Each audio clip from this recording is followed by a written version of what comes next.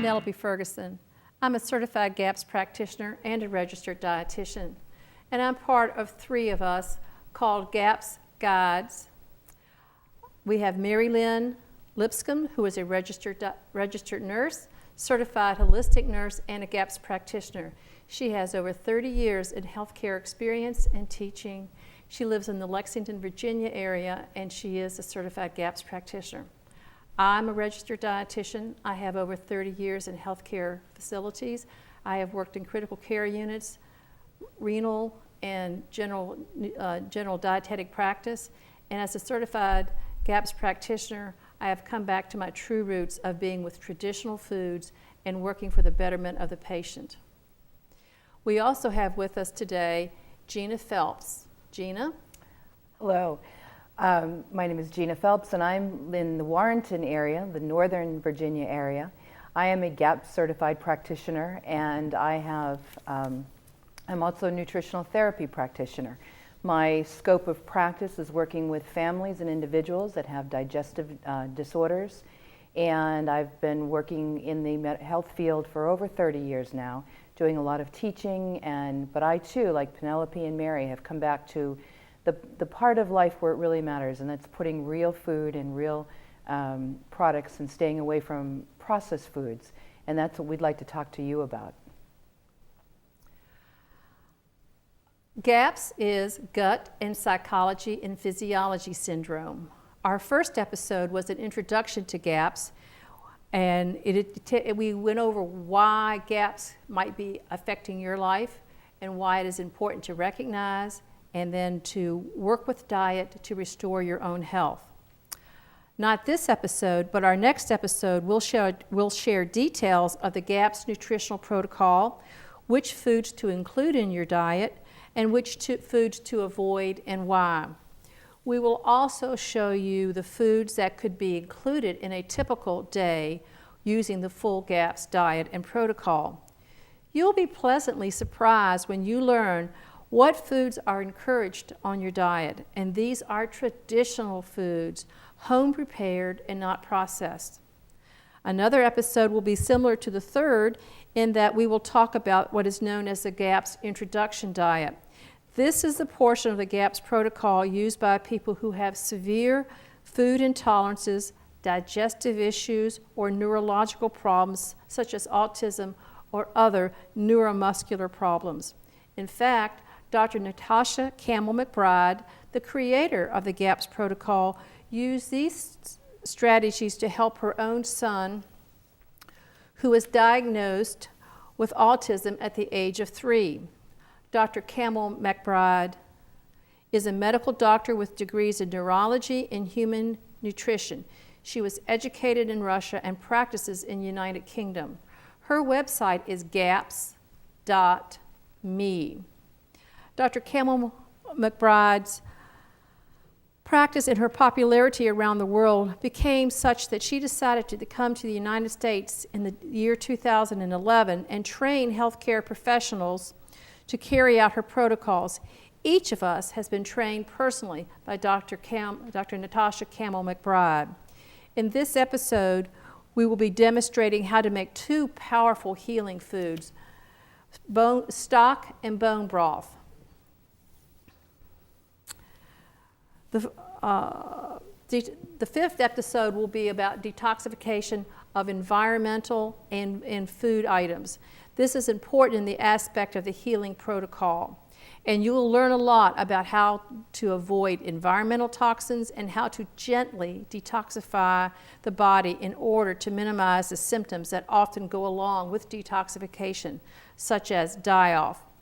We will be doing a live demonstration of juicing and making what is known as a GAPS milkshake. And finally, each of your GAPS guide will prepare one of their favorite healing foods in the 6 episodes and tell you why this food is important in healing the lining of your gut, your GI tract, and rebalancing the gut flora. We hope you will tune in to each of these episodes in order to teach yourselves about GAPS and healing and sealing your gut. All right, now I'm going to go over to Gina and let her introduce our guest. Well, our guest today is Jessica Wilbur. Hi, Jess. Hello. Thank you for joining us. Welcome. Jessica has been a friend that we've gotten to know over the last 1.5 to 2 years, and she has a story of her GAPS journey. As a practitioner, I've had the opportunity to work with Jessica, and so we'll listen to what brought her to want to explore the GAPS diet. So Jess, could you give us some history of your family, how many in your family, and how you came to this decision of becoming a GAPS family? Okay. Well, it is myself and my husband and my 2 children.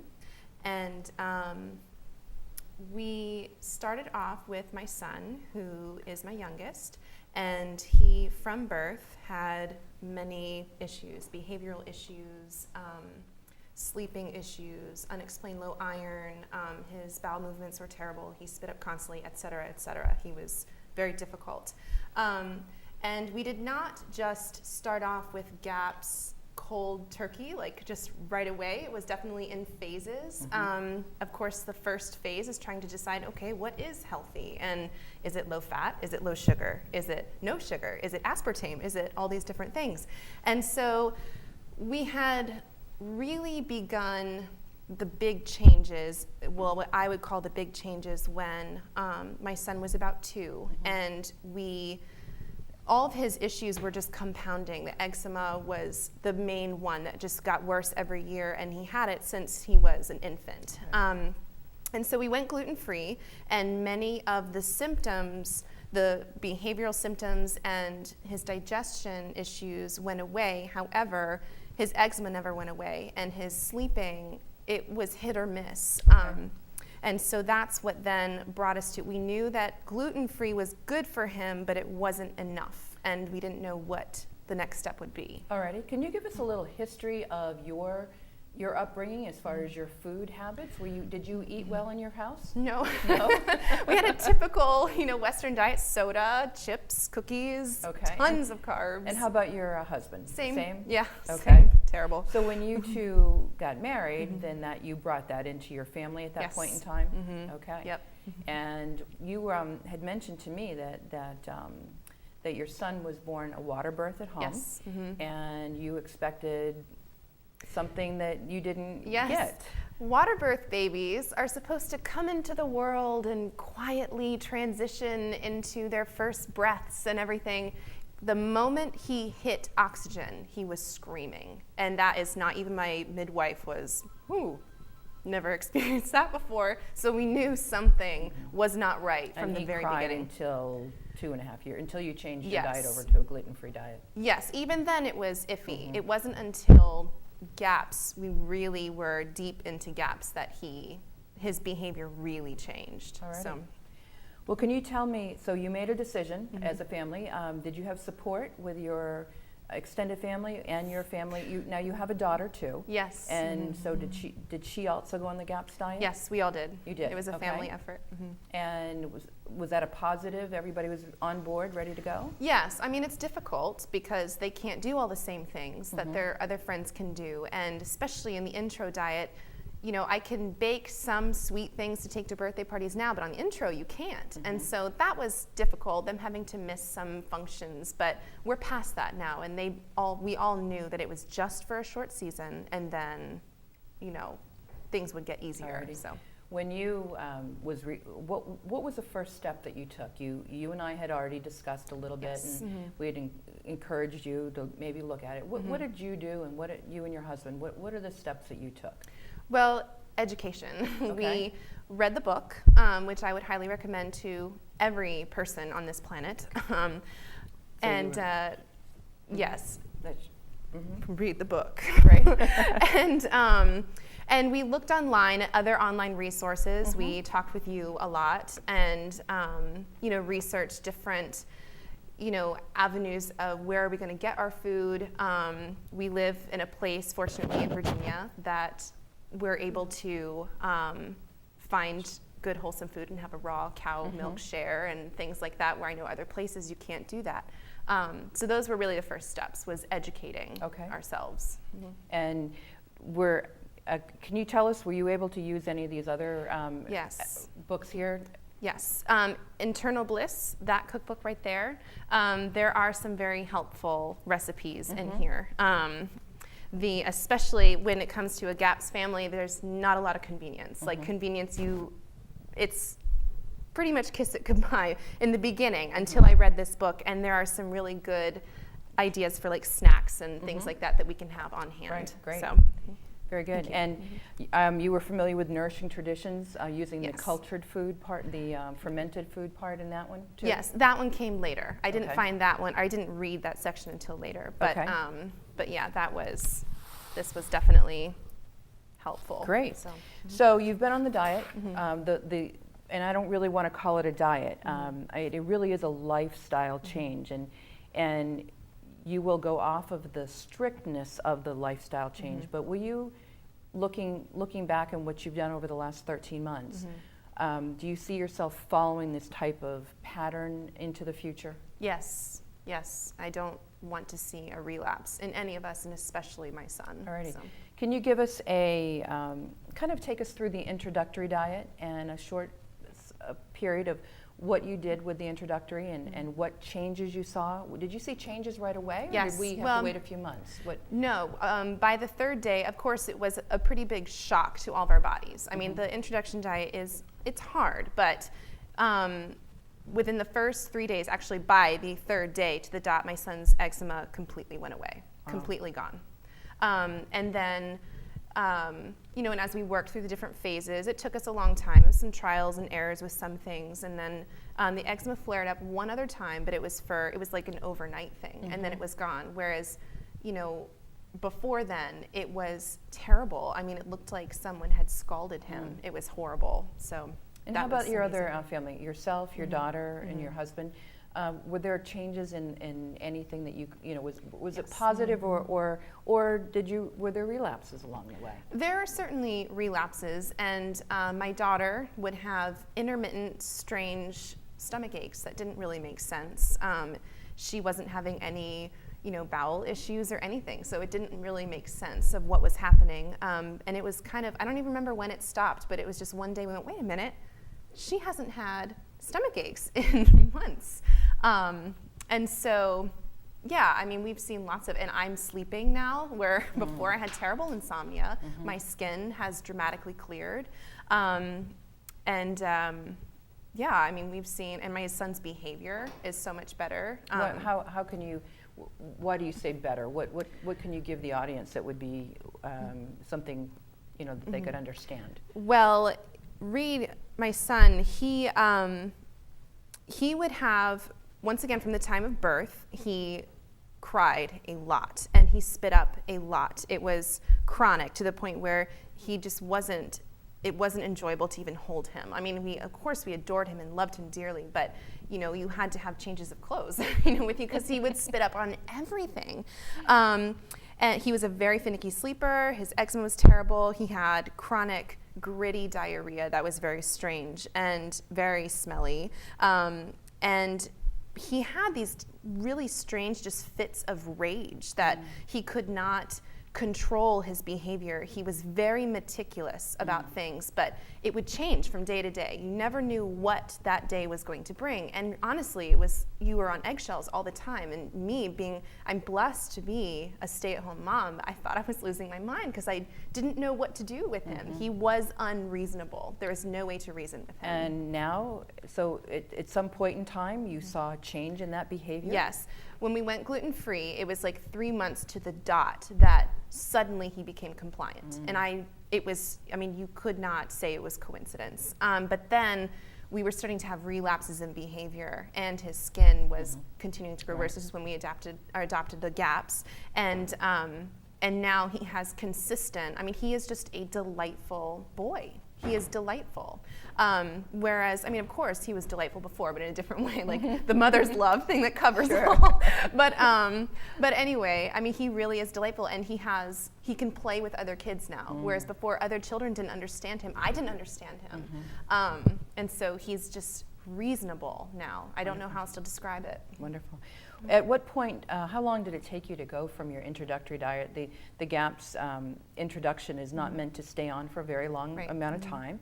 And every family and every individual really has to, there are symptoms that if you go too quickly, there'll be bowel changes or there'll be digestive issues or brain issues that you'll see. And how long did it take you to get through that introductory and then into your full GAPS? It was about 3 months Okay. it took us to make it through. And was it a easy, did you know exactly when to change? I mean, was it a No. easy decisions or? It wasn't. There were some things you just had to take a step and just, have faith that it was going to be all right. And it was, but there were times where there was a point where there were some of us, there's 4 in my family, so my husband and I would be in one stage and my son would be at a completely different stage and my daughter was ready to move on to the next one. But so we really tried to stick with it as a family, just because for me, cooking 4 handicapped meals was not easy. And so I tried to stick with just 1 or 2.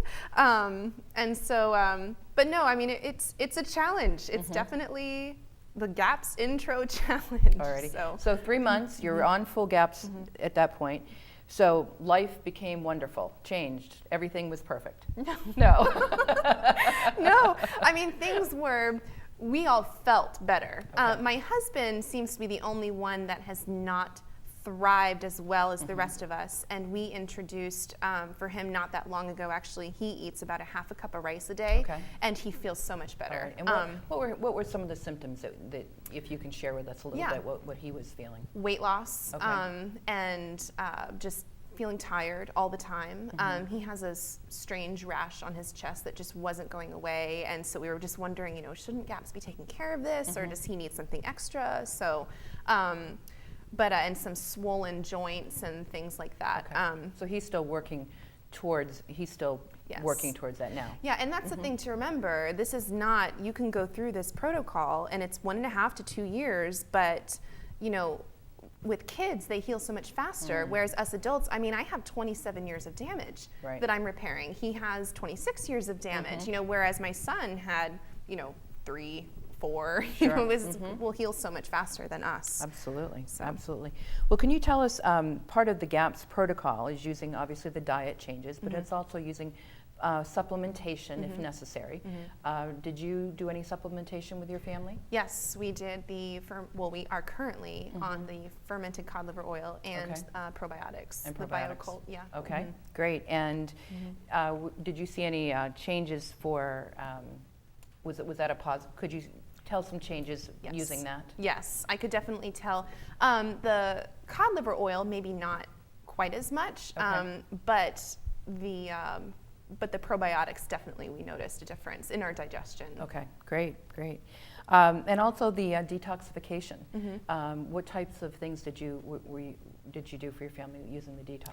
We took detox baths every night, and we've slacked off a little on that, but we're trying to kick that back up. In the summertime, it's hard to take hot baths every night. Right. But no, we did baking soda, apple cider vinegar, Epsom salts, and seaweed powder. Oh, attractive. It was like a pond and smelled like one too. But my skin was so silky smooth when we were done. So anyway, so yeah, that's Wonderful. what we did. Wonderful, very good. Now, again, this is 13 months into this. Can you give us an idea of what you do? I know that you've made comments that your crock pot works Yes. all the time. All the time. Can you give us an idea of what a breakfast looks like for you as a family now, not Okay. on a full GAPS, on the full GAPS, and then what lunch looks like and kind of how you plan. Sure. And then I'd like also, I know you have some ideas on where you actually sourced your food from that would be helpful for our viewers. Okay. Well, first thing, part of the education process before we even started the diet was looking around to where the deals are. And you want good food. I mean, you're not looking for just conventional, chickens or whatever. So we wanted a good source of pastured organic meats and organic vegetables and things like that at the best price. And so we did that, and probably, you pretty much kiss breakfast, like typical breakfast foods goodbye. I mean, there's no oatmeal, there's no cereal, there's no nothing like that. So sometimes we have pot roast for breakfast because it's so much easier. It cooks all night and it's ready first thing in the morning. Your children enjoy that? They've adjusted and they don't have a choice. It was rough. The intro was rough at first, but I mean, we've all adjusted. Right. It's life now. Right. What I do is I plan 2 meals for that day. One of them is the big one, which is breakfast, and then leftovers we have for lunch. And then we have a new one for dinner. Okay. That just keeps down the cooking because your sink will be full of dishes. You're making everything from scratch. Okay. But I mean, it's good. It's delicious. We might add something a little different at lunchtime, like a dollop of sour cream, some avocado, or something like, just to make it different, you know, so Okay. it's not the exact same thing what we had for breakfast. Right. So Right. that's our typical. Okay. And then where you said you were trying to source some pastured foods. Were you shopping grocery stores, farmers markets? What type of things are available in your area for you? Yes, well, we do, I do grocery shopping. I mean, I go to the grocery store for Okay. most of our needs. I mean, I have a pretty big garden at Okay. home. We will be raising our own meat animals this upcoming year, Okay. and so our meat source is going to be very local. And our milk, you know, we get locally from a farm. Okay. And is that regular milk, No. grocery store milk? Or? No, raw. We are very fortunate to be able to have access to a raw milk share. Okay. So, and that has done wonderful. And we did that before we even started GAPS, Okay. actually. So we saw a lot of the benefits Great. from that. Alrighty. Penelope and I referred to natural traditional foods. Can you give us an idea of some of the cultured or fermented foods that you've incorporated into your diet? Yes, we have made pickles that we have lacto-fermented. We have sauerkraut made with cabbage and carrots and garlic and ginger. It really is delicious.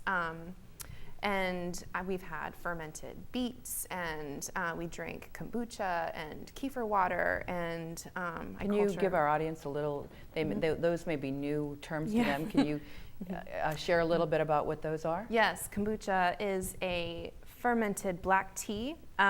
It's my children's soda. You can add juice to it for a second ferment, makes it really, really fizzy and delicious. You can make it in all kinds of flavors. The kefir water has its own specific bacteria, I guess you call, or a yeast culture, and that's really good too, just by itself. Or you can add flavors to it, or fruit, or something like that. What were some of the other ones? The sauerkraut was the cultured cabbage. Right. Are you doing any fermented dairy? Yes, we culture all of our dairy. Okay. Sour cream, I make my own sour cream. Creme fraiche is pretty much the same thing.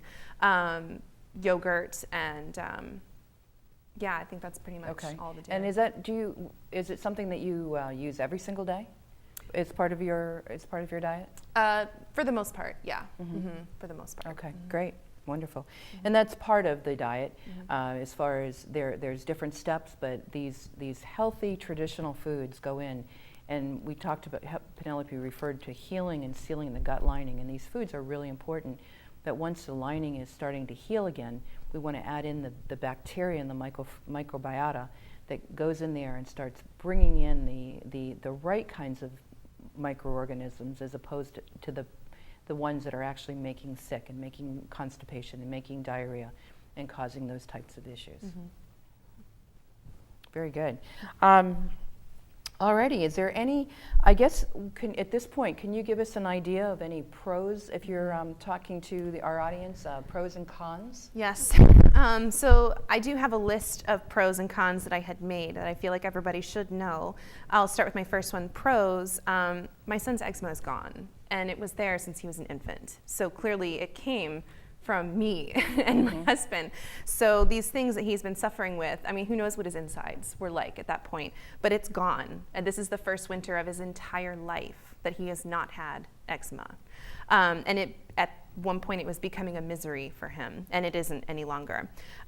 Meal times are no longer stressful. In the past, part of my son's rage was every meal, well, mostly dinner, was so stressful. We just wanted it over because he was just impossible. He fussed about everything. Our digestion has greatly improved. We're able to counsel others and encourage others with our testimony. We actually have a little allergen-friendly ministry of sorts at a local church where many people have been blessed by our efforts in trying to provide, harvest parties and Christmas parties and things, provide things for the public that they can come and be safe and eat and not have to worry about those things. Some of the cons, another thing was a pro, I'm no longer suffering from insomnia. I'm a human being again. And my kids are thriving and doing very well. My skin has cleared up significantly, my son's skin and mine. Some of the cons, most friends and families don't understand, and that's a very, very difficult thing. But we do have 2 friends in particular that really have embraced us and have really helped us a lot and have actually cooked meals for us, which is, they have no idea how much that means. Food is very rarely convenient. You really have to make everything. So I stress a lot, cook in bulk and just stock up what you can and have snacks on hand, which is not easy, but it is possible. You have to be super organized, which for some people is really hard. My husband's rash didn't go away. He did not thrive as well on the strict GAPS diet. He is still following it. However, he does have his half a cup of rice a day, and that's enough for him. And so he's following everything except for that, and he does feel so much better now.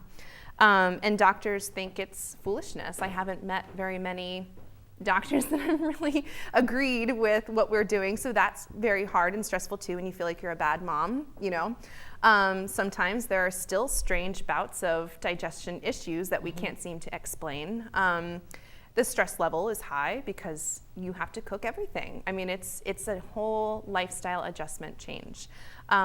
Vacationing is a bit more difficult. I mean, just all those things that comes with having to just eat completely different. So if you could leave us with one positive thing, what would you like to share with us today?